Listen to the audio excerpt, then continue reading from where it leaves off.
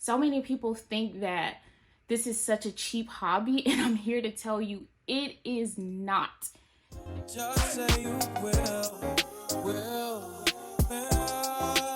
come through and share. Hey guys, my name's Ayana. Welcome to my channel where we'll be talking about all things candle making, and I will be talking about how I live a conscious life and how I integrated that into my candle making business. If you Google or look up anything here on YouTube, people are telling you, oh, it costs $200 to start a candle business, $300, $400, $500.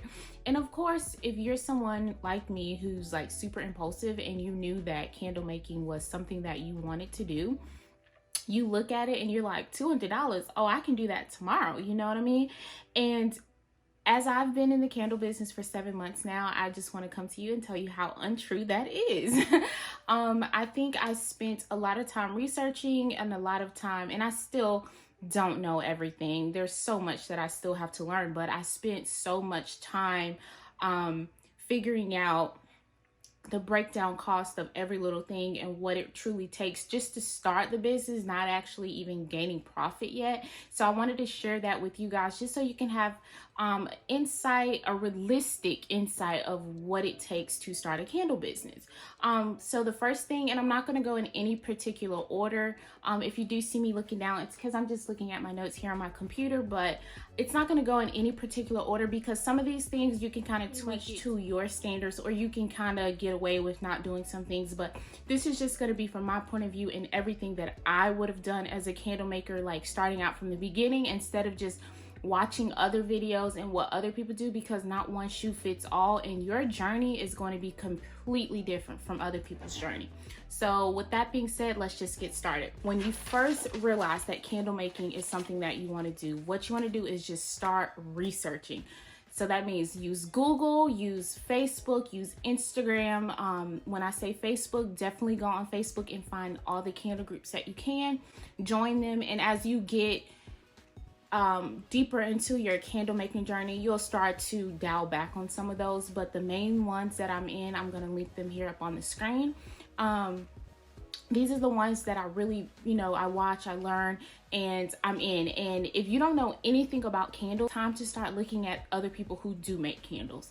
So what you're going to do is you're going to start following a bunch of people who do candles, which means like you'll have like your Instagram, but that comes like a little bit later down the line. But just initially starting off, you're going to Google, you're going to join those Facebook groups so that you can familiarize yourself with what all it takes to actually make a candle. I didn't do this, but I recommend starting off with a starter kit so that you can get a feel for what it actually goes into candle making, because remember, this is not something you've done already. So go ahead and get a starter kit and get it from a reputable company so that once you start with your kit, you can realize like, this is for me, or this doesn't really seem like something that I'm going to want to keep up.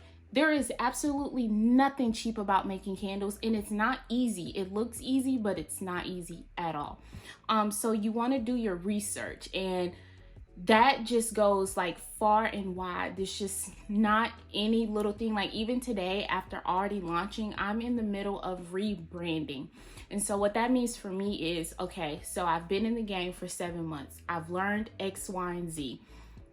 Now I want to figure out, okay, so figure out my profit margins, figure out my profit, figure out what can I do to save cost on a lot of the things that I've been spending money on. What can I do to make sure that I'm making a profit from my business? You're going to do all the research that you can do, and I mean all of the research, because even with still making candles, which is why I'm rebranding, once you factor in how much is going to actually cost you to make this candle, you're going to realize very quickly that yes, you are making profit, but you're not making enough profit to where it's not all just going right back into your business. So then I told myself, I was like, you know what? You're going to have to scale back some, like when it comes to shipping. Y'all, it's so much. So we're going to get into that. These are steps that you don't want to have to run into down the line.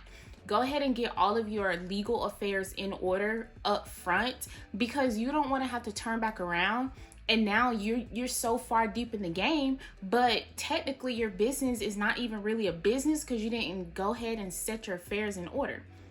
And by that, I mean, you didn't go ahead and get your license, your business license. That's not something you want to do, because it's going to have to be something you do in the long run.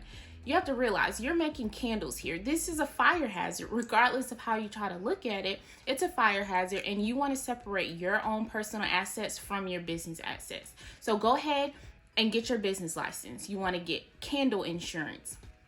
A lot of people don't get candle insurance, and that is totally fine. That's on them. But remember, we're wanting to do things the right way. So because any accident can happen, and regardless of how you feel, the customer is going to put the blame on you.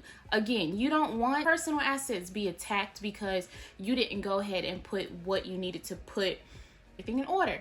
So you're going to go ahead, you're going to get your business license, you're going to get candle insurance, and there's so many different ones that you can shop around. I'm going to link everything down in the description box below and show you exactly, but this is just kind of taking you through like a quick overview of. You're going to get candle insurance, you've done your research, and now you're going to come up with a name for your business.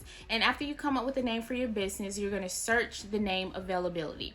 And so you're just going to go to your state's website for the Secretary of State, and then you're going to go and see if the name is available. Check the domain, and this comes when you start building your website, when you decide like what platform you want to host your business. So are you going to go with Shopify, Squarespace?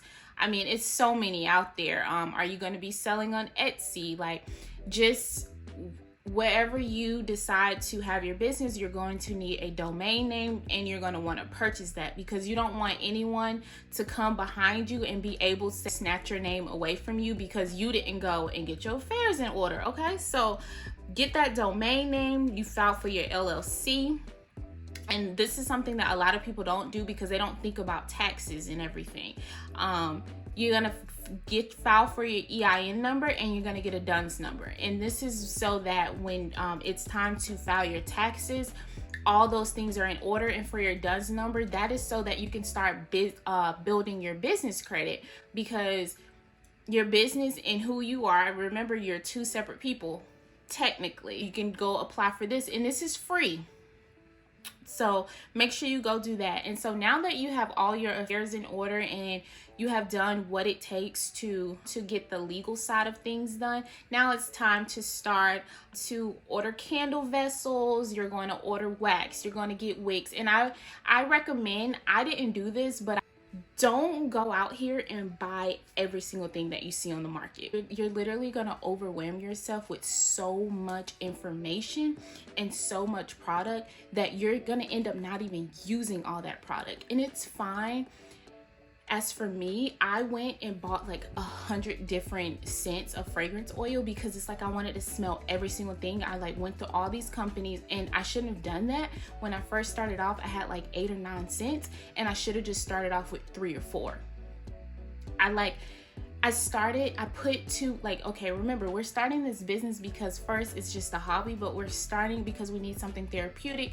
We're wanting to like feel, good about what we're doing. And then it's like you're tacking on more than what needs to be tacked on to yourself. So don't go out here buying all of these different fragrance oils. It's not conducive to what you're trying to do. So only get literally, I don't even want to tell you how many to get, but don't go out here and get 100 like how I did, because at the end of the day, I didn't even use all that stuff. I had to end up selling it.